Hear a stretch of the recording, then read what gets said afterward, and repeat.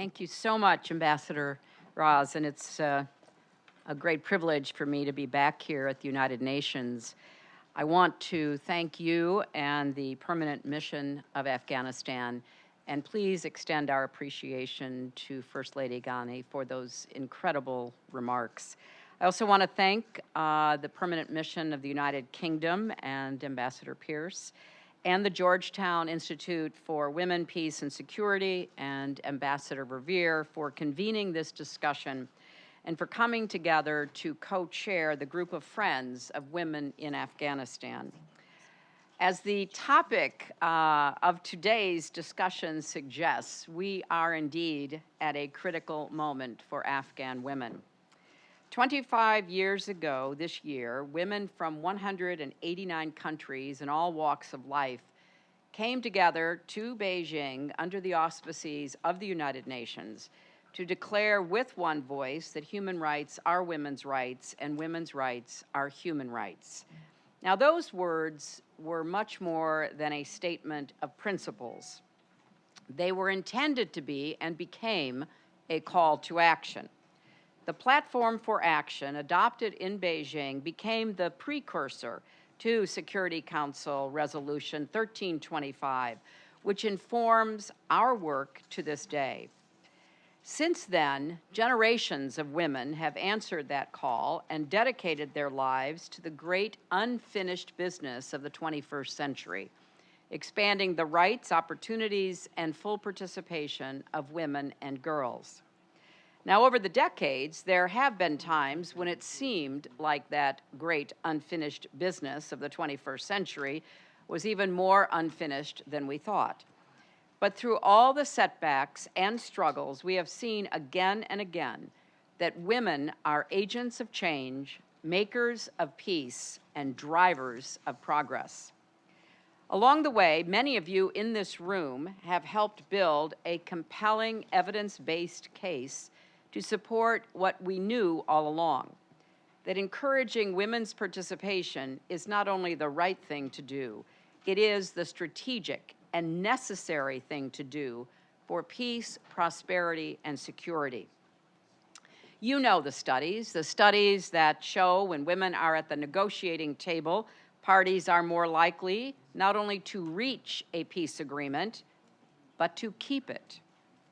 Agreements are less likely to fail and more likely to last if women are included at the beginning. When women participate in a peace process, they bring together coalitions and help to build consensus. They also often shine a light on issues of human rights, transitional justice, national reconciliation, and economic renewal that can often be overlooked. We also know that women's rights and physical safety are often the first targets of extremists and authoritarians. Women are often the first to spot conflict. When governments fail to listen to women, they miss out on their vital insights about what's actually happening on the ground, in villages, in the countryside, in cities. Now, that's true in every corner of the world, but few places offer a clearer case study than Afghanistan does. I agree with the ambassador, with the First Lady. There is understandably a deep hunger to end the long war in Afghanistan. Over the last 18 years, the international community has invested in assistance to help Afghanistan build their political, social, and economic institutions. American soldiers, the Allied soldiers, Afghans all, have risked their lives and safety. And Afghans from every walk of life have made it clear they want peace and they want an end to violence and casualties. Yet it is difficult to have an agreement when you leave out the government of the country that you are expecting to uphold and live under that agreement. And it's difficult to sustain an agreement if you leave out half the population in forging it. UN Secretary General Guterres recently gave a speech on women and power that is a must-read. In it, he said, trillions of dollars are spent every year on peace and security, but we should be asking, whose peace, whose security? As First Lady, as Senator, as Secretary of State, I spoke out about the horrors the Taliban perpetrated against Afghan women and girls when they were in power. In fact, I was just reminded by Ambassador Revere, who was my chief of staff in the White House, that I actually received a letter from the Taliban in the late 90s telling me that I was absolutely wrong about everything that was happening in Afghanistan, and I should definitely come and see for myself. Well, I came after they were gone, not while they were there. And it is clear that Afghan women today are rightly afraid. Afraid, not just for their rights and the Constitution that was written to protect them, but literally afraid that the gains they have made with all of our help will be washed away in a rush to achieve a peace that will not hold anyway. This is not just morally wrong. This is dangerous. Dangerous to every country represented here. We must not allow a reign of terror against women and girls. The women of Afghanistan have come too far to be excluded from the negotiating table while their rights are being stripped away. But it also is true we cannot allow that to happen to Afghan women and girls because there is a direct correlation with what will happen in the country and the region and indeed the world because of that. Going forward, there are 4 things that need to happen. First, we should all agree that the Afghan government must be brought into the discussion. We all must remain diplomatically engaged and committed to pushing forward an inclusive intra-Afghan process, one that allows not only the Afghan government, but the Afghan civil society that has been created against such odds over the last years to be represented at the peace table. We need to enable communication to the negotiators from the broader society whose lives and futures are at stake. Look, I know how difficult this has been. From the very beginning, the Taliban said they would not talk to the Afghan government. But we must simply not accede to those wishes, leaving the Afghan government on the hook. Second, troop withdrawals must be conditioned on the Taliban keeping their word. The troops on the ground remain an important lever to persuade the Taliban to end the violence. Our goal has long been to ensure that the Taliban would cease hostilities and violence, agree to abide by the Afghan Constitution and the laws that have been enacted by the Parliament of Afghanistan. The Taliban must prove that they understand and respect the significant changes that have occurred in Afghan society and demonstrate that they are willing to abide by the Constitution and give up violence and go forward in a peaceful political process. Third, our long-term engagement with Afghanistan should not be measured by troop presence alone. We cannot forget the entire country simply because the conflict has ended. We made that mistake before. Let's make a commitment that we will bring to bear all elements of civilian power, development, diplomacy, democracy, to help the Afghan people to pursue the better future they deserve. Fourth, women must be included and women's rights respected as part of any peace negotiation in Afghanistan.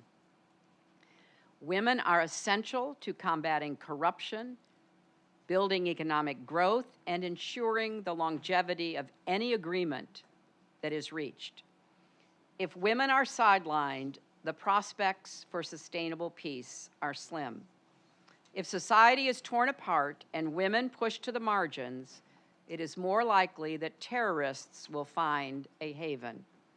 There can be no sustainable peace without women's participation and rights. Over the last year, women have mobilized to ensure that their rights are not negotiated away. And according to the best surveys we have access to, the majority of Afghans stand with their women and their desire to have their rights respected. 65% of Afghan citizens say they are not willing to abandon women's education or their right to work outside the home. Let's remember, under the Taliban's rule, women and girls in Afghanistan were prohibited not only from going to school, not only from working outside the home, but from going outside the home without a male guardian, even if it was their young child who happened to be a son. And look at where we are today. More than 3.5 million girls are in school. 100,000 women are enrolled in college. Afghan women have held important positions and do so today within the government. They are members of parliament, ministers, and judges. And if you have not had the opportunity to meet those with whom I am sitting or others, please take that opportunity. Hear from them directly about what is at stake in these negotiations. The women of Afghanistan have made profound contributions to their country in reconstruction and development. They've used their voices and influence to support a moderate Afghanistan, to serve as a bulwark against the return to extremism. They've come too far, they've worked too hard, they have sacrificed too much to be excluded from the negotiating table while their rights are stripped away. And let's not look at this just in isolation. These are perilous times for our world. Nationalism, tribalism, authoritarianism are on the rise. Technology is proving to be a double-edged sword, capable of carrying open minds and democratic values to oppressed people, but also giving authoritarians the tools they seek to tighten control. And we're in the midst of a global refugee crisis that is accelerated by the climate crisis, economic injustice, and violent extremism. And in the midst of all this tumult, there are so many women across the world who are proving to be beacons of hope, doing the hard, essential work of attempting to obtain and even reinvigorating democracies. They are standing up to human rights abuses. They are exposing corruption. They are speaking the truth to power. They are taking on incredible challenges, often in the face of the cruelest, most violent resistance imaginable. I've said for a long time, and I believe more fiercely than ever today, that global progress depends on the progress of women and girls. Whether it's ending a conflict, growing an economy, rebuilding a society, no country ever could, but today, no country must ever exclude half its population. Valerie Hudson, a professor at Texas A&M University, recently summed it up in a recent New York Times op-ed that I recommend to you. What you do to your women, you do to your nation.